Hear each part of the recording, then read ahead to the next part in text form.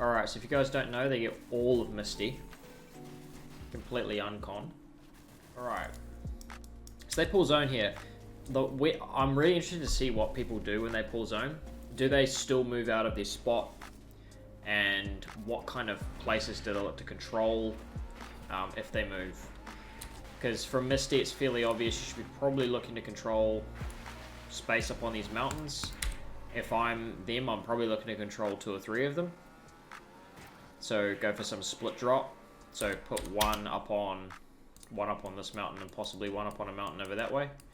The people don't know that you're split, and it just allows you to control more space, which is huge. Alright, so they've controlled that space, which means that...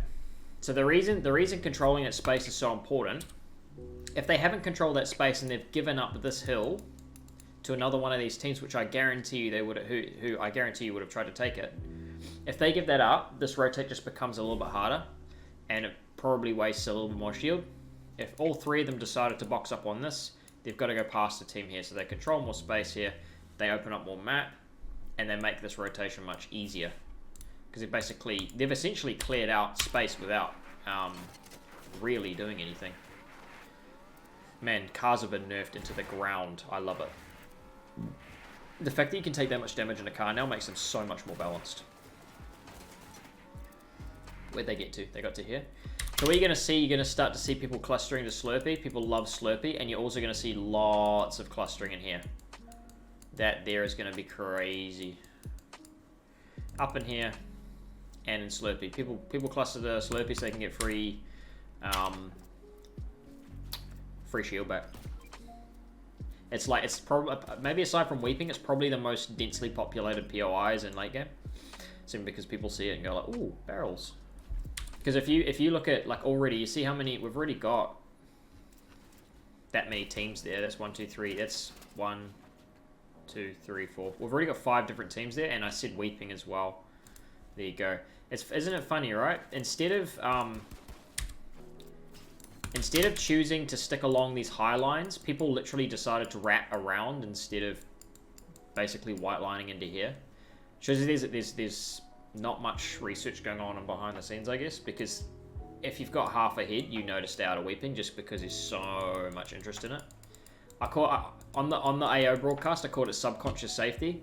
I feel like it's the only way to describe it because I can't quite understand why else you'd go through Weeping. You get subconscious safety from the fact that you can basically full tunnel, refarm mats. You always have stuff to break line of sight with trees everywhere. I can't think of any other way to describe it. You just, as you run through it, you subconsciously feel safe. But it's not safe. There's always so many fucking teams there, no matter where zone pulls. This area here is a fucking cunt to rotate out of, bro. And it pulls south too. Good luck rotating out of there, all of you lads. Like, it's tough. Even with broken lines of sight through Weeping, it's just not. It's not going to be easy. They're just going to have to, like, not shoot at each other. Which means that when 10 people have to die here, they're going to have to not try and get surge on each other. It's just not going to end well. How would a team top right of second zone avoid that congestion? Don't go near Weeping. It should just be burned in your head. If you've watched me for any length of time, don't go in Weeping. Weeping is a shit show. Right. So you made that rotation nice and easy, but the issue with it is that you've put yourself in a situation where not only are you forced now to sit with congestion, like these guys are going to basically they're going to be forced to white line directly on top of you. If you're coming, if a zone pulls this way, you've got to try and avoid Weeping anyway. You've got to try and pull yourself either wrap around here or wrap around here. And I don't like the idea of wrapping around this way because Slurpee's congested, so you're forced to basically make something like this team's done. So the best way to rotate this is to basically wrap round left. Even if you're coming from Coral, best thing would be like white line and then do something like, I don't fucking know, do some map manipulation or something like that to get around. That's the point, right? Is it's that snowballing effect where it's pulled, you get like 3 extremes in a row. So it's gone south again, and it's gone south again, so you get congestion, and it just gets to a boiling point where 3 or 4 teams are forced to die basically on one rotation because surge is required. It's just that simple. I would usually think left would be more dead. I'm thinking in advance for Slurpee. Okay, Slurpee always has congestion. You can go left. You can go left, but you have to make the wrap all the way around to avoid Slurpee. That's what I'm getting at, Swaggin. So if you go left, that's cool, but stay out of Slurpee as well. You've got to go all the way around. Need to film good mental during cash cups.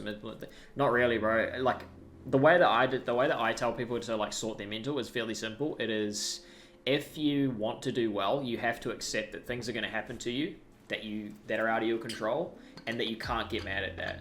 People who get mad at stuff that happens in a game that has a huge amount of RNG in it, people who get mad at that are just stupid. And then again, so we get another pull, and this is what I'm meaning about like a snowball effect. If you haven't done your due diligence and avoided the Slurpee cluster or avoided the Weeping cluster, these zones here are where you get fucked. If you can't basically if you're in this cluster here, or if you're in this cluster here, you don't get out of this situation with basically any mats in hand. That's sort of what I'm getting at about like setting yourself up for success early. If you can get around here early, and this was the team that went all the way around. I said, okay, if you want to go left, you have to avoid Slurpee, so you put all the way down like this pink team did. That pink team's done that, so now they're in a safe spot. You've got to be thinking ahead like that.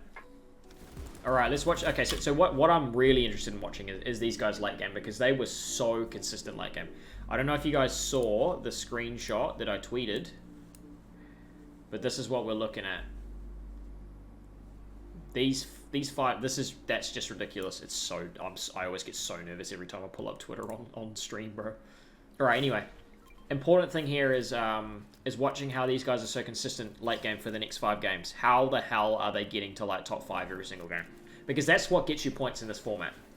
You have to get to like top 3 to get any points. Nice. Like that, he did that I had it on 2x, so that went very fast, but his instinct to just immediately look to get away from those guys is big. I'm going to be doing a lot of flicking over just to make sure I don't miss anything, but they're in a nice layer here. They're not in an awkward spot really. They can move from here. All right, they're about to get a kill here, I think. Wavy's about to die too. They must look to box hop or something.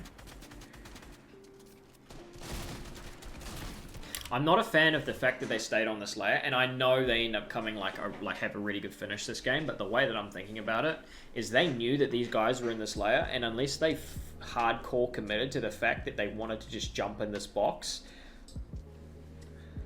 you know what I mean? Like, you decided to stay on that layer and take that fight when you've got 500 mats, 500 mats, 106 mats. You've got 200 builds between the 3 of you. Why would you decide to get in there? Just feel like it's unnecessary. Could have just changed layers, gone up or down. But instead they broke through a layer that they knew people were on. And they lost Wavy for it. Sup Zan, sup Frag, how you guys? So like now they're on a nicer layer, but it's a little bit too late. They've lost their key fragger.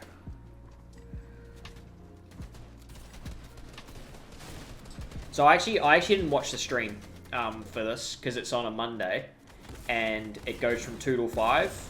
So I am at work. I'm very much at work. So I didn't see how these guys were so consistent, but I'm not seeing anything that's really replicable. There's quite a lot of RNG going in here. They're breaking through builds.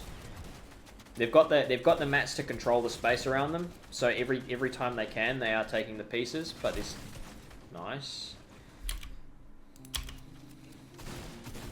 He goes down, so Jay's got to play solo here. There we go. So that's what I was meaning earlier. The fact that he knew that there were people there. It was like, no, I've got the mats that I can disengage this. Why would I fight this? I feel like they should have done that earlier. If they do that earlier, they don't lose Wavy. So really good layer change there from Joe. Hugging an edge. That was really well played. Instead of doing that river sound style tarping that I talked about last night, about hugging or like skirting, basically keeping a portion of zone in your box almost at all times.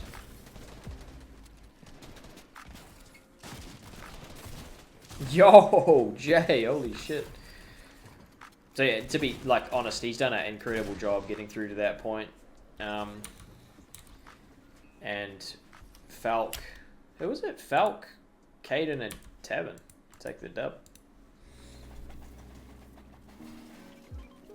Alright, so this is an interesting zone for them. I like to see where they control early. Obviously, they take a while to loot. I'm interested to see if they if this is just their main, if they actually decide to go here often, or if they react to zones.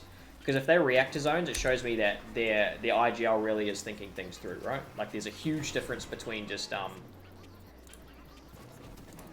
there's a huge yeah. So here we go. So he's thinking things through, right? So Caddy Corner Hill is the best hill for Surge in the game. That's just a fact. So for me, I don't even want to fight this. If I'm them, I'm going cool. I'm running straight past them, and I'm taking this hill. I'm going one on here, and then you can spray the fight, and you can control Surge on everything north of that and east of that. That shit is, this spot here is fucking ridiculous.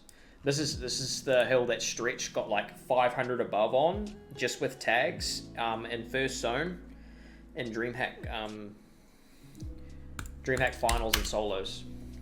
The amount of sight lines you get from up the top here is just obscenely good, and if you take care as well. But having three people on this hill, one specifically looking north, one looking out here, and then one looking for south, and just controlling an area yourself, like not having to worry about what's around you, you just look for your specific area. The amount of people who rotate through this area is ridiculous, and with the tendency for zones to continue pulling, you're most likely going to get a decent zone where you can either rotate late and still make a decent position, or but I mean, if they want to fight for Surge, they can fight for Surge too. I'm not a fan of getting Surge like this, like especially when you can, oh my god, as I talked about, like the tendency you're probably going to pull zone, easy rotate, they get the worst rotation possible. Like there's still enough space in here to control that I feel like you could have just got up on here, got your Surge that way.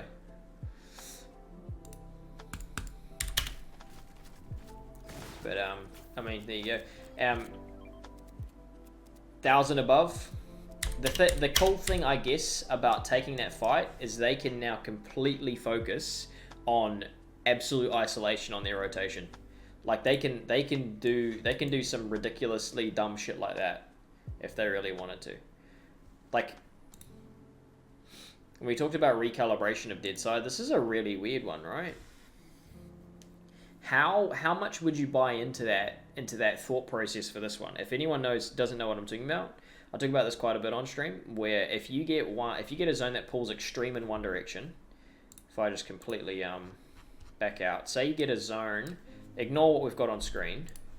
If we get a zone that pulls all the way up here, and from that, you know, dead side's like here, right? Obviously, if you get a zone that pulls to here, because you now have to have the majority of players rotate into an area like this, because it's such an extreme movement, you tend to now get congested side here, and dead side's actually north, so you got to recalibrate where you find dead side. For one like this, where it's not just gone like in another direction, it's actually come back. How much thought process do you put into, like, okay, how deep did people go into first zone? Are the majority of players still actually just going to sit here? That's a very deep conversation, because according to my theory, like according to that theory, this area here is dead side, which it is. But I wonder if that would hold across 3, 4, 5, 6, 7, 8, 9 games. Like if the same zone happened again and again, whether or not that would be a case, like a recurring case. I think because of like the general theory, it would. And again, we've got another. Wow, this is two extremes. So we've gone one pull this way, and then another pull back this way. You don't see that very often. It's usually pull, pull, pull in the same direction.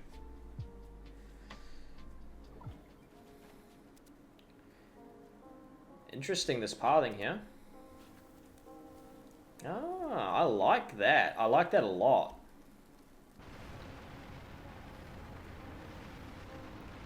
I like that a lot. I gotta be honest, I probably wouldn't have even thought of that. I probably just would have, after I got, I mean, obviously, sand is a viable thing, but once they moved this way, I wouldn't have even thought to wrap the way back around like they did and then sand. I like that. Fav's got a good brain on it, bro. 0 point so did, because it was that idea that I was just talking about, Swag, where we went extreme in one direction, so far extreme, and then, sorry, and we went, so far extreme back in the other direction that dead side. Say if dead side was now here, dead side has now become here. It's the idea of recalibration. It's a double recalibration. Well, it's not really. It's actually just reinforced it, right? You went 1, 2. No, sorry, wrong way. You went 1. Oh my god, I'm being stupid. You went 1, 2, 3, like that. So it went dead side, dead side, dead side. That's why 0 point's so bad, because it extreme, which means that technically it should actually be really dead, which it is. So it's doubly dead because everyone was forced to rotate in to try and get surge, so they forced themselves further into first. Second pulled all the way back. No one's there because they forced themselves in further for first surge. And then third's gone again, just completely reinforcing that idea of that far side being dead side, despite the fact that first zone pulled so far bottom right. Never heard of the idea of recalibration. I've got to be honest, I've never heard of anyone talk about it aside from myself. I'm the only one who I've ever heard call it that or talk about it. There's a nice bit of pathing here. Wow, really nicely done. Lots of good lateral movement, not just bullying their way up, asking people to spray them. It's actually like they look to avoid it, cut sight lines. Pretty basic stuff, but a lot of people tend to just fucking bull their way up a hill and wonder why they get sprayed at. You're running in a fucking straight line. Like, make it difficult for the team. Like, try and cut sight lines, all sorts of shit. I've said this for a while. I'm not a huge fan of using bounce pads to catch up. If you've fallen behind zone, I feel like you're asking to get caught. If you do that, I feel like you use them on an initial rotate to get ahead. Other than that, don't do them, basically. So he gets caught here, and then these guys are off finding their own layer. Wavy does a really good job of getting them started. Look at this tarp he starts for them. Look at the lateral movement, the understanding that they want to be playing towards that River Sound style tarping. Like keeping zone in your box. Alright, where's Favs at? There we go. We got the crew back together. Zone pulls fast. So this is the situation that I'm talking about. When no one's established in zone, that's when I think bounce pads are a good idea. I'm not a huge fan of using them to catch up because I just feel like the potential to get caught and split is too high. If you use them to get into dead space, all good. Use them into established areas, not a fan. Unless you're like high, could be an idea, but being high generally means that you're second height or height. And if you're second height, you tend to just drop and get the fuck out of there. Fav's having them tank a bit with some choked edits, but that's alright. Again, look at the River Sound style tarping. River Sound style being this here, where you keep a part of zone in your box at all times. It essentially means damage is only possible from here that they have to protect themselves from. If they keep this area of zone in their box, they know there is no danger that they have to worry about to their left. If they are taking damage, it's generally from this area. I mean, obviously there are people who could be out there, but the probability is much less likely. So cutting out and going up 1. So I've talked about having 2 degrees of separation being really, really important. So if you come across someone there, it's not enough to just go up, in my opinion. You need to either go up 2 to create 2 layers of separation, 2 degrees of separation, or you go up 1 and across 1. So you're essentially creating enough separation so that you're not worried about being dropped into a box. They can basically forget about you. That's what we're trying to do. Look at the focus that Wavy's got on playing to edge here, man. Anyway, look at the timing here. The timing that they're deciding to play to low. This is huge. They've basically let everyone fight, and now they've gone, cool, space control time. It's not just peace control time, it's space control. There's a huge difference to me. Peace controls is pretty micro sense. It's like in a fight. It's the idea of just controlling builds around a specific opponent in a specific fight. Space control is very macro. It's very, very macro. It's like these guys want to be controlling basically the entirety of probably these next 4 boxes if possible. From there, you have the snowballing effect of one elim leading to another, leading to more mats, leading to another, leading to more mats, etc. So that this is starting to explain to me why they're so consistent. They play a really, really nice mid-ground layer where they can basically ignore one side. Think about the benefits of playing River Sound style tarps again, right? If you've got a zone that's moving north and you only have to worry about your right side, if you're coming along this line, you only have to build off to your right. If you build 20 paces in or 20 blocks in, you're saving 200 mats in the long run, right? Because you don't have to worry about your left wall. You only worry about your right wall. 200 mats in the long run, that's enough to control at least 3 boxes late game, which can lead to 1 kill, which can lead to, like, minor things at one point can be major at basically like 5-6 minutes down, like, 2 minutes down the line. Sort of what I'm getting at. But really, really good timing to start controlling space here, right? And this is why it's so easy for them. They control all of the space. It's all theirs. And when you've got a 2 points per kill format, playing height, even though winning the game is worth as much as it is, playing height, if you can get this many kills on low, it's actually maybe not even the play.